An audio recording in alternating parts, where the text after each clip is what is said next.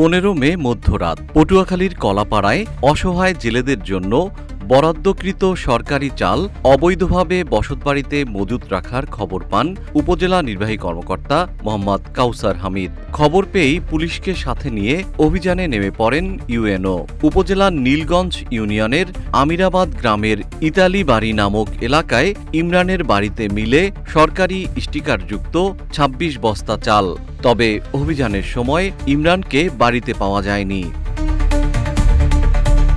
UNO কাউসার হামিদ জানান, গোপন সংবাদের ভিত্তিতে অভিযান পরিচালনা করে জেলেদের জন্য বরাদ্দকৃত ২৬ বস্তা সরকারি চাল উদ্ধার করা হয়েছে। এ সময় ২৪টি খালি বস্তাও পাওয়া যায়। এ ঘটনায় মামলা দায়ের করা হবে বলেও জানান ইউএনও। তিনি বলেন, যারা অসহায় জেলেদের চাল অসৎ উদ্দেশ্যে মজুত করেছে তাদের এক চুলও ছাড় দেয়া হবে না। উদ্ধার করা চাল বর্তমানে পরিষদে দফাদারের জিম্মায় রাখা হয়েছে।